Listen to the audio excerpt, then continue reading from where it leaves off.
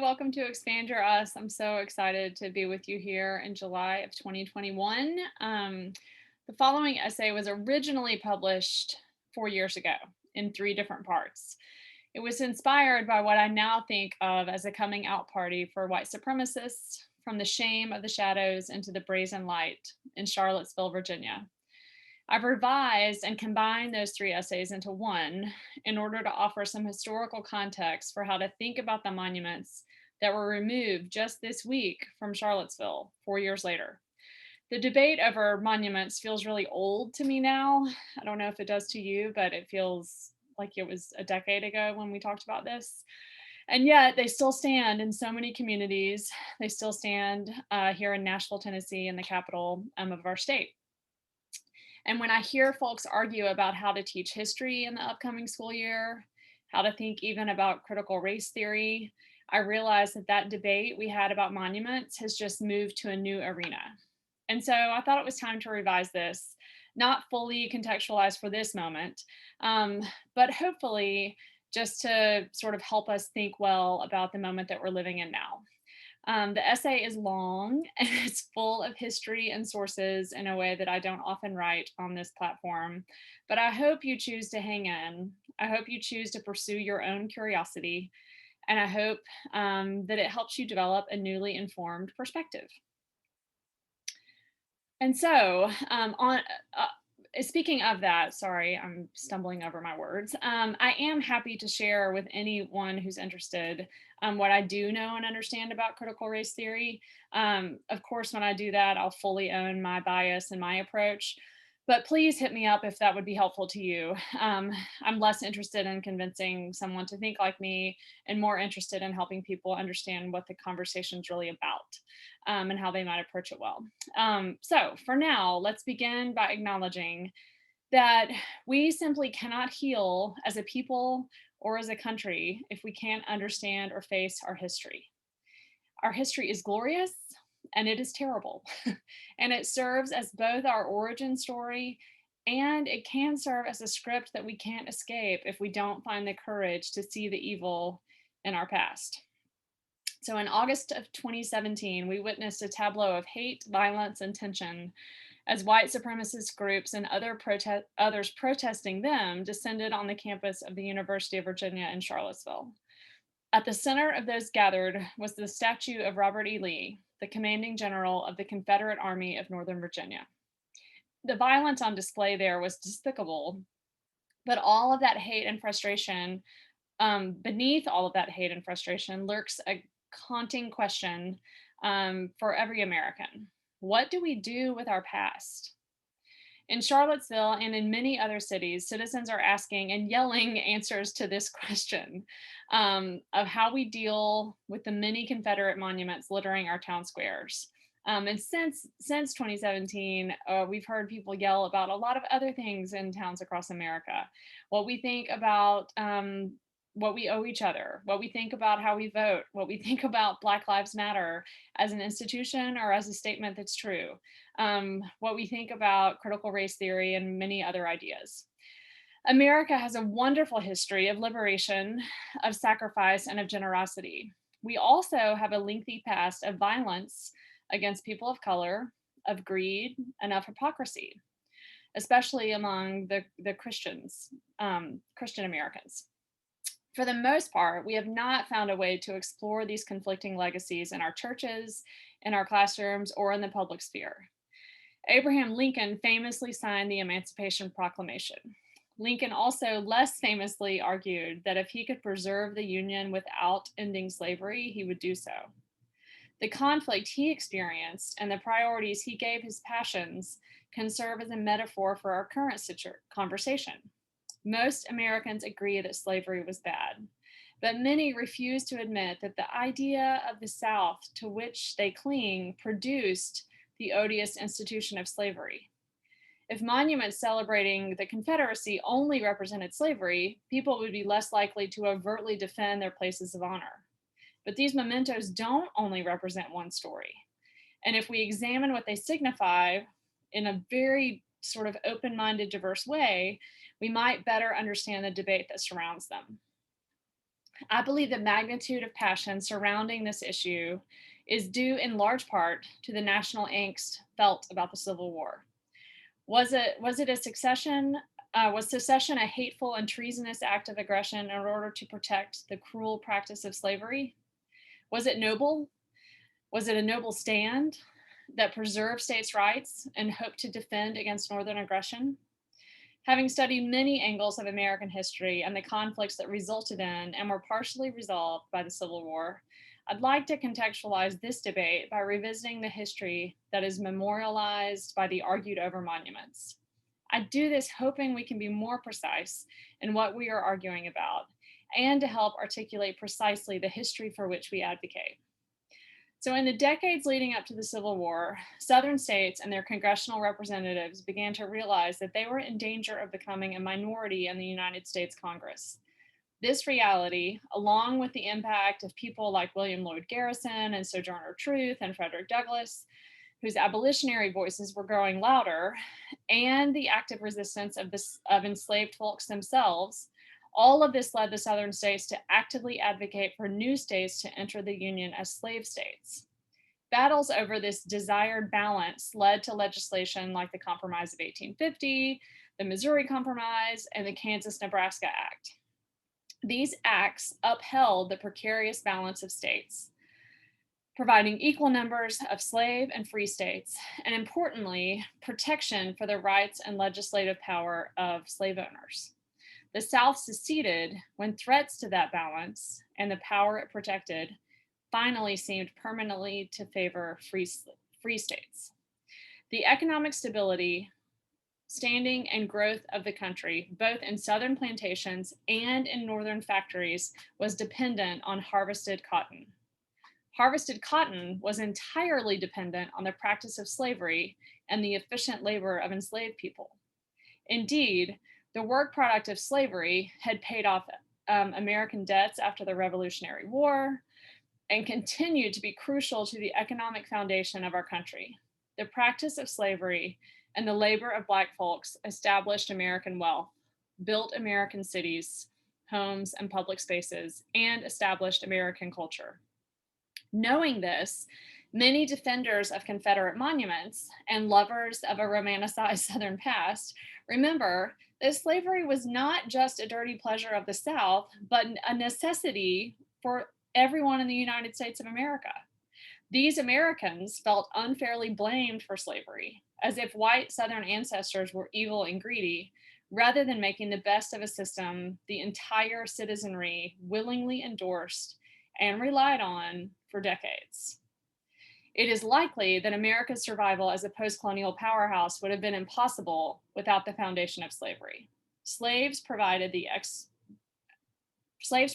expertise and labor that made the South financially great and culturally worth remembering. Our country was built on and built by and under the creative leadership of African and African American men and women who were owned by white people. The entire country benefited from this institution, and white Southern defensiveness about being solely blamed for 2 centuries of an atrocious moral lapse is logical when it's seen in this light. However, when powerful voices began to acknowledge the horrific nature of slavery and tried to take active steps to free slaves and extricate themselves from this outrageously destructive bind, Southern states defended the practice to such an extent that they seceded from the Union that gave them their American identity. Despite the justifying narrative of Christian paternalism, the Confederacy was established and built on the idea of white supremacy and cruelty against Black bodies. Indeed, the Vice President of the Confederacy, Alexander Stephens, in his cornerstone speech, and this speech speaks directly to it, but any research shows that there are many other lines like this from many other leaders who we like to lionize today. But in Stephens' cornerstone speech, he asserted that this new government was built, quote, upon the great truth that the Negro is not equal to the white man, that slavery's subordination to the superior race is his natural and normal condition, end quote. Confederate soldiers fought and died to uphold a racial hierarchy, and the monuments at issue here are, by definition, representatives of this view. So, although the South lost the war, a new war quickly began for the memory of who the South was, how slavery functioned in it, and why the physical war occurred at all. In the words of Robert Penn Warren, quote, "In the moment of its death, the Confederacy entered upon its immortality," end quote. Peter Colchin, in his definitive history called American Slavery, explains that during and after Reconstruction, and later while monuments were erected, quote, white scholars, politicians, and publicists celebrated the virtue of a Southern civilization now gone with the wind, and sang glories of the lost cause. An uninformed observer of the South in 1910 might well be pardoned if he or she concluded that the Confederates had won the war, end quote. The placement of Confederate monuments all over the South solidified this created and now lasting memory of Southern nobility and the racial mastery of those who lost the Civil War. In forming our views on the monument debate, we need to examine our own thoughts about the South, the reasons for secession, and the place of white supremacy in our past and present. After the Civil War, the Confederacy was in shambles, economically ruined. Although the Union won, the union of states that survived was deeply weakened by the death toll, the loss of a free Southern workforce, and destroyed landscapes. In an intentional choice to reconcile, the Congress passed laws to forgive Confederate treason, allow former Confederate leaders to run for federal office, and for the South to create their own racially based laws as they reorganized as a society. Immediately after the war, though, during Reconstruction, the federal government prevented the South from enshrining white supremacy into law. Many Black people were elected to office, they built thriving businesses, and established successful communities. This, sadly and tragically, came to an end as redemptionists struck a political deal to remove federal oversight from the South. Systems of law and order based on racial hierarchies returned, and the KKK and Jim Crow ensured Black gains were lost. The way we teach history also ensured that most students in America have never heard about the flourishing period right after the Civil War when Black leaders emerged and Black communities were built. During the 30 wars after the war ended, the South struggled, shocked at having been defeated, reeling from the abrupt erasure of the foundation of their economy, and outraged at their forced submission. They were desperate to redeem the noble purpose of the cause for which they fought the war in the first place. As the immediate sting of the Civil War faded, a new war began for the memory of the war, and the South won this conflict handily. The narrative of the lost cause, which is what it's called, shared through Southern publications, memorial days, books, films, and throughout the political arena, created a memory of the antebellum South in which the enslaved were fiercely loyal to their masters. Masters were good Christians who took care of their human property with gentle fatherly guidance. And all Southerners were committed to hospitality, Christianity, and kindness above all. The great historian David Blight explains, quote, "The lost cause took root in Southern culture, awash in a mixture of physical destruction, the psychological trauma of defeat, a Democratic Party resisting Reconstruction, racial violence, and with time, an abiding sentimentalism. On the broadest level, it came to represent a mood or an attitude toward the past. For many Southerners, it became a natural extension of evangelical piety, a civil religion that helped them link their sense of loss to a Christian conception of history."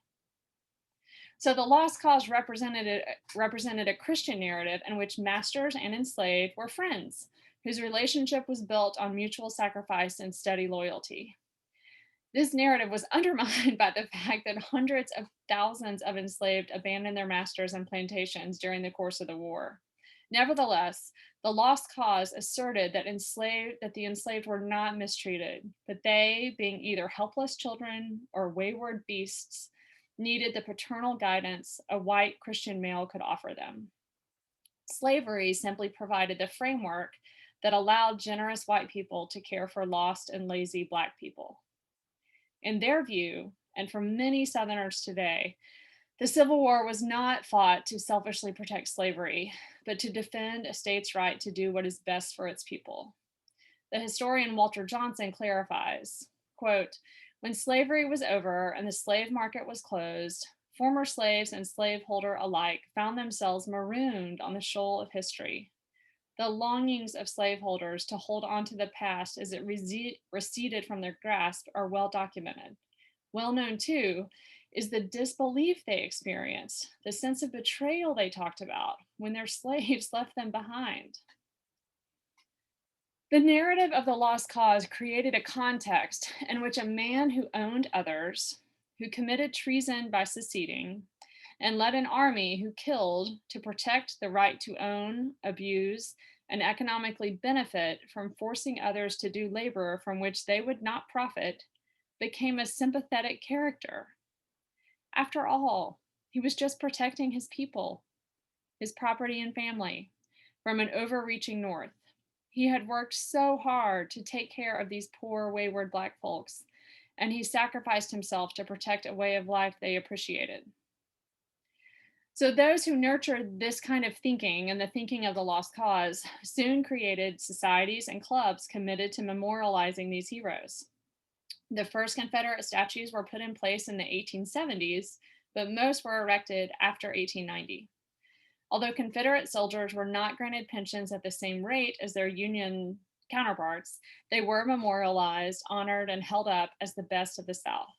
The organizations who commissioned them, like the United Daughters of the Confederacy, endeavored to remind every person who walked in the town square that the South laments the death of and memorializes the life of these great men who lived honorably and fought nobly for a Southern Christian way of life that honored everyone involved, Black and white. This is the heart of the lost cause thinking.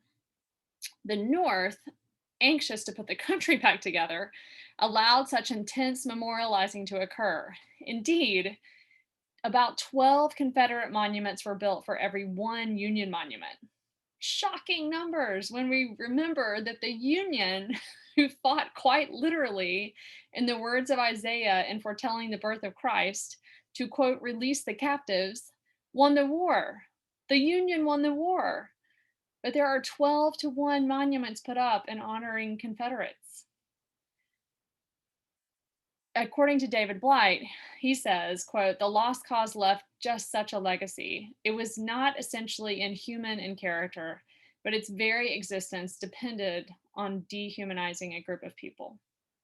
Part of our American history is that the South was encouraged in this revising of history, and that they built monuments to men who defended the right to ignore and erase the dignity of other human beings in the public square. What is perhaps true While it is perhaps true that many white Southerners cherish these monuments because they celebrate a beloved homeland, the monuments themselves were erected to memorialize a mostly fabricated version of the South. In this way, the monuments symbolize the collision of Christianity and white supremacy and loyalty, ideals that Southerners conscientiously admired and promoted. Dr. Blight argues that this movement, quote, reinvigorates white supremacy by borrowing heavily from the plantation school of literature and promoting the reminiscences of the faithful slave as a central figure in the Confederate War. Together, these arguments reinforce Southern pride. So the monument's place in society is problematic, not because liberals want to rewrite history or because African Americans are sensitive, or that their place is the place of the monuments is fraught because of what they commemorate then and now. Consider this. At the unveiling of General Stonewall Jackson's monument in Richmond, Virginia in 1875, the KKK, who was the sponsoring group of the monument, was present. They wore hoods and carried arches, which read, Warrior, Christian, Patriot. Knowing this, should patriots, and Christians especially, be troubled by the version of history commemorated by Confederate monuments? If we are concerned about erasing history by removing them, shouldn't we ensure we have learned all the lessons embedded in the history that they honor? Confederate monuments were erected as a permanent public reminder of the lost cause, which revised the history of the South, making it a kind and loyal place, gently controlled by Christian men who protected their women and nurtured the enslaved they owned. Many of the organizations that funded the monument movement were openly founded on Christian legitimacy of the South and the supremacy of the white race. We now find ourselves in a battle over this contested past. Many proponents of the lost cause, mostly white people who love their Southern heritage, are understandably frustrated that some non whites, liberal whites, or Northern whites want to remove Confederate monuments, preach CRT, and erase history. They feel defensive, as if their entire legacy is being vilified and erased by people with no right to speak into Southern history. Their viewpoint makes sense if the only history of the South is the lost cause. However, most Southerners of all races don't know the full history of the South. They don't know that most plantations were owned by absentee landlords and were simply plots of land worked by people under the lash of an owner with no humanizing white family nearby. They don't know that Christianity and baptism were twisted and manipulated, finally shared with the enslaved only when evangelism could be used as a tool of coercion against new converts. They don't know that the vast majority of white people did not own slaves and were victimized by a system that allowed huge plantations with a self replicating workforce to thrive while they struggled to get ahead. They don't know that the institution of slavery fueled, funded, and built every economic gain America experienced, and that America itself owes a deep debt of gratitude to the people of to the people of color who made America great and possible in the first place. They don't know that the statues of men who prioritized personal gain over loyalty to America were erected to honor a fabricated Southern history. The historical ignorance must be confronted in order to think clearly about the current Confederate monument debate. So here are the two sides as I understand them.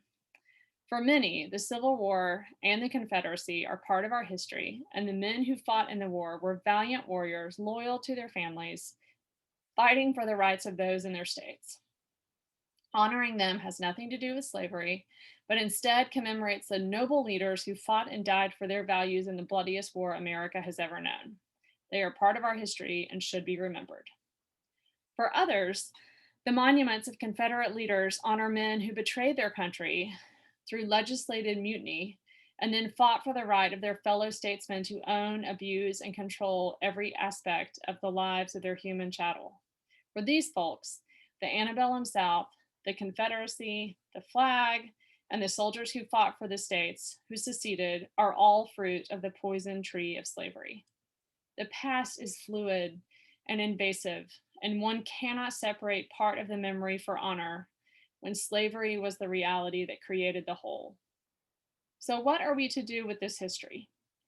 I do not think that we can praise every Confederate honoree as an unblemished hero or as a despicable tyrant who should be shunned. That said, we cannot pretend that this debate is about a choice to honor history when the statues themselves were created to erase history. And I feel similarly that we cannot legislate the way that teachers teach history now as if we're protecting a history when the reality of how they have taught history has very little to do with what has happened in these United States. We already teach a very biased version of history, and it is not just to legislate any attempt to reform that bad historical model. America is a mixed bag. We are brave and free and fair, while also being cowardly and abusive and greedy. The idea that this debate has a side who want to ignore or erase history, those in favor of removal, or those in favor of teaching history in new and more comprehensive ways, and a side who wants to learn from or honor history, those who want to preserve the monuments, or those who want to ban any mention of racism in teaching our history, is problematic. The history memorialized by Confederate statues is a history created after the Civil War to erase the evil of a history that established, paid for, and built our country. As a Southern American, I agree that we cannot erase or ignore history by removing Confederate statues. We have inherited a legacy of erasing and whitewashing the very histories of hierarchies based on race left to us by our ancestors. And this debate gives us a chance to reckon not only with our past, but also with the ways we continue to remember and disremember that past. We are responsible, each one of us, for what we do with the legacy left to us by our ancestors. For my part, I do see a place for Confederate monuments in public life, and I would recommend the following changes be made. Number one, the monument should be joined by other conflicted heroes, like enslaved folks, slave rebellion leaders, abolitionists, and leaders who spoke truth to the power of white supremacy when it was dangerous to do so. As a side note, I think it is still dangerous to do this. But the commemoration of others will create a robust dialogue about the role of individuals in promoting or confronting systems of injustice. America has a legacy of abusive oppression, but we also have a legacy of resistance and seeking justice for all. Let's build holistic monuments that reflect this entire past. Number two, the existing monument should be removed or should be moved to museums or accurately contextualized with posted explanations. Nathan Bedford Forrest, whose bust has sat in the Tennessee state capitol for decades, was a brave Confederate general and a violent promoter of racial hatred as a slave trader and as the Grand Wizard of the KKK. Thomas Jefferson wrote the Declaration of Independence and forced a teenage slave he owned to have sex with him and bear many of his children, some of whom he freed, while continually writing that interracial mixing was an abomination and abhorrent to God. Robert E. Lee was a tenacious general who believed slavery was, quote, evil, supported abolishing it, and owned hundreds of slaves, held racist views that slavery civilized Africans, and became famous for killing soldiers who fought to abolish it. The question about moving statues to a museum instead of honoring them in public parks is not a question of who is willing to remember history.